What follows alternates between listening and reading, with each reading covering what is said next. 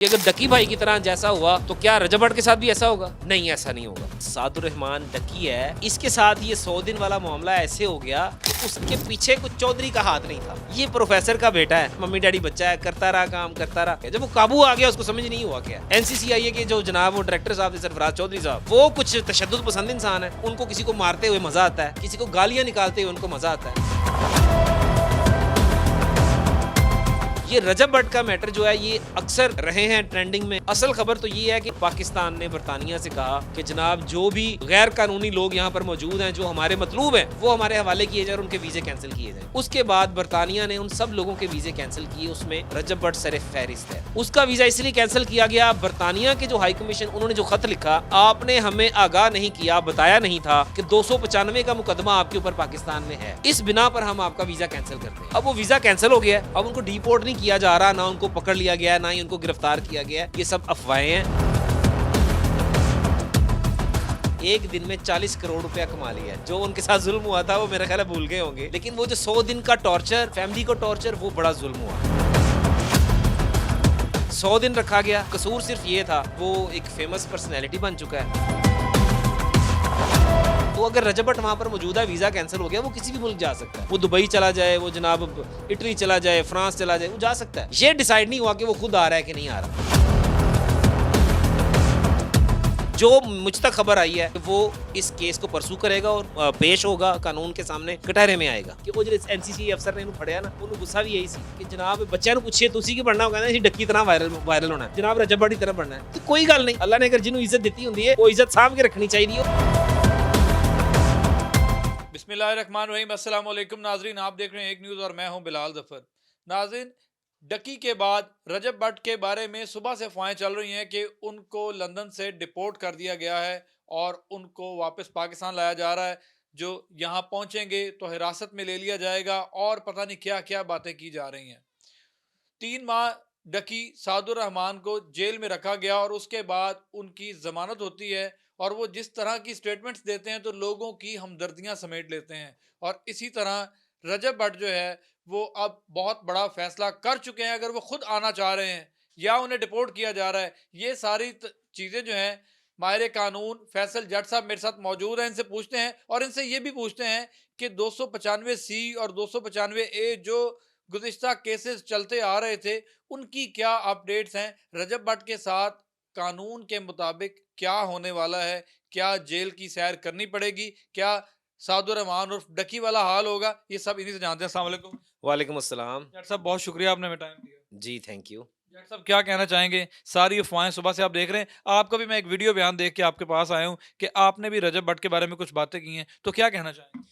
बिस्मिल्लाहिर्रहमानिर्रहीम। देखें, अभी आपने ज़िक्र किया सादुर रहमान का, जिनका नाम डकी भाई है, यूट्यूबर हैं, बड़ी उनको अल्लाह ने इज़्ज़त दी। उन्होंने उनके साथ जो उन्होंने स्टोरी आके बयान की, उस स्टोरी को 9 मिलियन तो फौरी कल के दिन तक थे, अभी मुझे नहीं पता कि कितने हो गए हैं, 12 मिलियन हो गए हैं। तो उन्होंने उस वीडियो पर एक दिन में 40 करोड़ रुपया कमा लिया है। और जो उनके साथ जुल्म हुआ था वो मेरा ख्याल है भूल गए होंगे, लेकिन वो जो 100 दिन का टॉर्चर, जहनी टॉर्चर, फैमिली को टॉर्चर, वो बड़ा जुल्म हुआ। कभी भी जुल्म के खिलाफ ही हम लोग खड़े होते हैं, हमने कभी भी जालिम के साथ नहीं खड़े हुए, हम मजलूम के साथ खड़े होते हैं। तो उसके साथ भी ज्यादती हुई, 100 दिन रखा गया, कसूर सिर्फ ये था कि जनाब वो एक फेमस पर्सनैलिटी बन चुका है और जनाब उसको जो सारी स्टोरी आपने खुद ही सुनी कि उसने 45 मिनट, वो पता नहीं कितने और मिनट उसने बात की, घंटा बात की।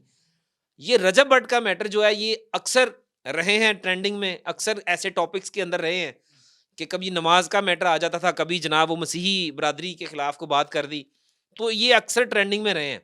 295 जो इनके ऊपर एफआईआर हुई थी, मेरे मुताबिक वो उनको पता नहीं था कि 295 क्या होती है। उन्होंने सिद्धू मूसेवाले को देख के जो उन्होंने वो वीडियो बना दी थी, तो वो फिर उन्होंने बाद में माफ़ी भी मांगी, खाना काबा भी गए। तो वो देखें, अल्लाह का मैटर है उनका, हम इसमें नहीं बोलते। 295 जो अभी सेक्शन लगी थी, 295C, जो आलिम हैं, वो एक मतलब बात करते हैं कुरान की और इस्लाम की, वो स्कॉलर हैं, वो जनाब इंजीनियर मोहम्मद अली मिर्ज़ा साहब, तो वो भी, उनकी भी ज़मानत हो गई हाई कोर्ट से और वो भी आ गए हैं। रजब भट्ट, अब जो खबर सोशल मीडिया पे चल रही है, असल खबर तो ये है कि उनका पाकिस्तान ने बरतानिया से राब्ता किया और पाकिस्तान ने बरतानिया से कहा कि जनाब जो भी गैर कानूनी लोग यहाँ पर मौजूद हैं जो हमारे मतलूब हैं, वो हमारे हवाले किए जाएँ और उनके वीज़े कैंसल किए जाएँ। जिसमें आपके उस्ताद मोहतरम जो मोहसिन नकवी साहब हैं, वज़ीर दाखिला, वो उनकी बातचीत हुई जो बरतानिया के हाई कमीशन है उनके साथ।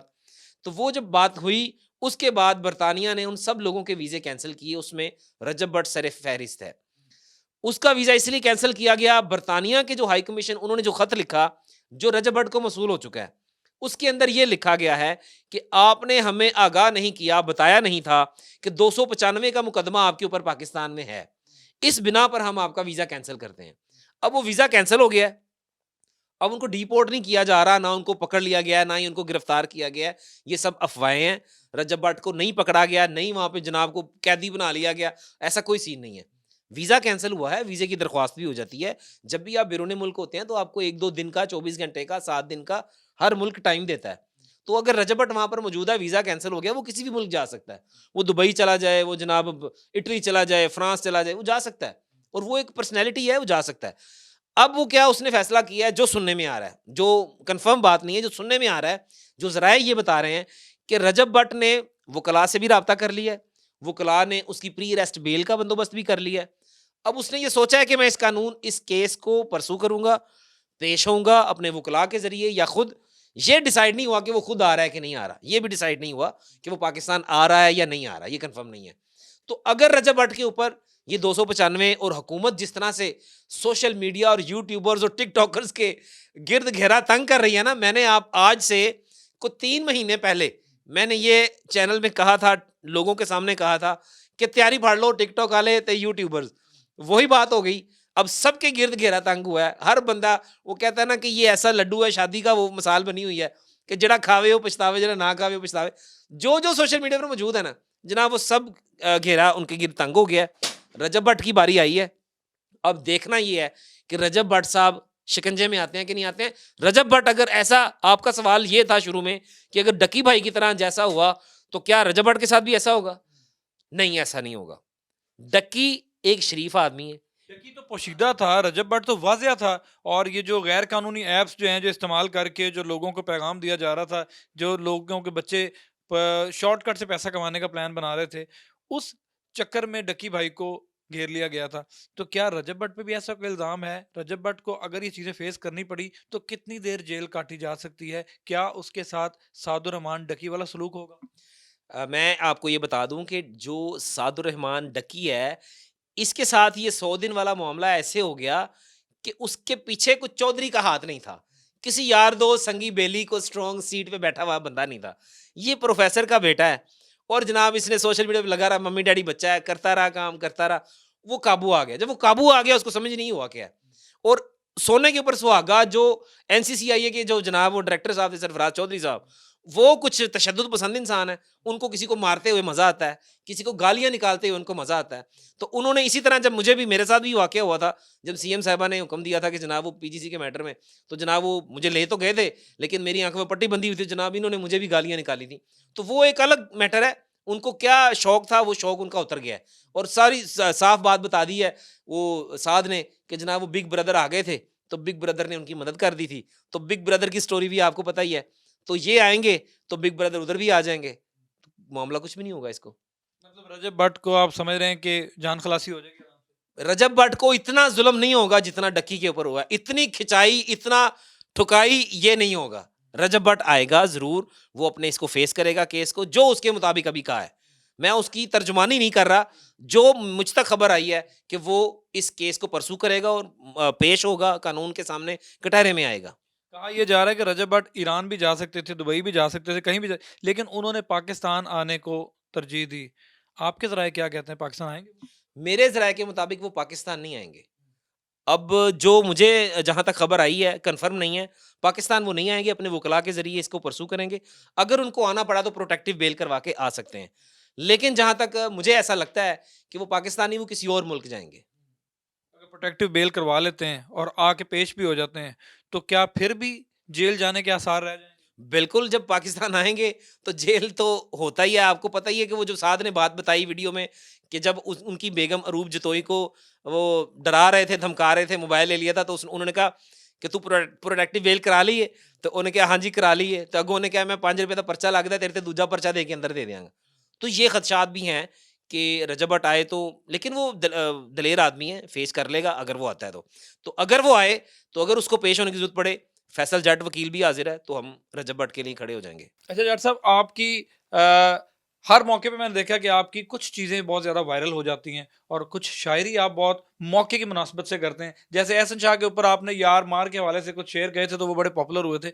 तो अब डकी भाई का 52 मिनट का इंटरव्यू देखने के बाद, उनकी मज़लूमियत देखने के बाद, आपके दिल में कोई शेर, कोई ऐसी बात जो हमारे साथ करना चाहते हैं? जी, ये जो डकी है, सादुर रहमान, इसकी बातें सुनी और ये रो भी पड़ा, और इसके ऊपर मुझे बस एक ही बात आई ज़हन में कि तेरे भोलेपन दी की मिसाल दें, जा नहीं भोलिए मजे, तेरा भी की बनना है, ते जो सोशल मीडिया ते काम करना है, ते जी जान के कर, डट के कर, तू हमेशा यही गल्लां करदा रहा सोशल मीडिया ते लोकां नूं। और अच्छा, लोकां नूं गुस्सा की है इस चीज़ दा कि ਉਹ ਜਿਹੜੇ एनसीसी अफसर ने इहनूं फड़िਆ ना, ਉਹਨੂੰ गुस्सा भी यही सी कि जनाब ਬੱਚਿਆਂ ਨੂੰ ਪੁੱਛੀਏ ਤੁਸੀਂ ਕੀ ਬਣਨਾ, ਉਹ ਕਹਿੰਦੇ ਅਸੀਂ ਡੱਕੀ ਤਰ੍ਹਾਂ ਵਾਇਰਲ ਹੋਣਾ ਹੈ, ਜਨਾਬ ਰਜਬ ਬਾੜੀ ਤਰ੍ਹਾਂ ਬਣਨਾ ਹੈ। ਤੇ ਕੋਈ ਗੱਲ ਨਹੀਂ, ਅੱਲਾ ਨੇ ਅਗਰ ਜਿਹਨੂੰ ਇੱਜ਼ਤ ਦਿੱਤੀ ਹੁੰਦੀ ਹੈ, ਉਹ ਇੱਜ਼ਤ ਸਾਂਭ ਕੇ ਰੱਖਣੀ ਚਾਹੀਦੀ ਹੈ, ਔਰ ਇੱਜ਼ਤ ਅਗਰ ਜਿਹਨੂੰ ਮਿਲੇ, ਤੁਸੀਂ ਵੀ ਇੱਜ਼ਤ ਦਿਓ। ਤੁਸੀਂ ਅਗਰ ਇਸ ਸੀਟ ਤੇ ਬੈਠੇ ਹੋ, ਮੇਰਾ ਫਰਜ਼ ਬਣਦਾ ਮੈਂ ਇੱਜ਼ਤ ਦਿਆਂ। ਅਗਰ ਕੋਈ ਸਦਰ ਦੀ ਸੀਟ ਤੇ ਬੈਠਾ ਹੈ, ਵਜ਼ੀਰ ਆਜ਼ਮ ਦੀ ਇੱਜ਼ਤ ਹੈਗੀ, ਤੇ ਇੱਜ਼ਤ ਦਿਓ ਉਸ ਅਹੁਦੇ ਨੂੰ। ਤੇ ਅਗਰ ਡੱਕੀ ਨੇ ਪੈਸੇ ਕਮਾਏ ਨੇ, ਅਗਰ ਉਹਨੇ ਤੁਸੀਂ ਉਹਦਾ ਸਾਰਾ ਅਕਾਊਂਟ ਹੀ ਖਾਲੀ ਕਰਤਾ ਹੈ, ਉਹ ਐਸੀ ਭੋਲੀ ਮੱਝ ਹੈ कि ਉਹਨੇ ਉਫ ਤੱਕ ਨਹੀਂ ਕਹੀ। ਉਹ ਇੰਟਰਵਿਊ 'ਚ ਇਹ ਕਹਿ ਰਿਹਾ ਕਿ ਯਾਰ ਮੈਂ ਇਹ ਸਮਝਾ ਕਿ ਮੈਂ ਤਾਂ ਗਿਆ, ਮੈਂ ਤਾਂ ਖਤਮ ਹੋ ਗਿਆ। तो खत्म नहीं होया। जिथों इंसान दी उम्मीद बंद होंदी, उथों रब दी जिहड़ी ना रहमत शुरू होंदी है। रजब भट्ट के हवाले से जो है, वो उसके आने से पहले ही जो है ग्राउंड बड़ी मजबूत होती जा रही है।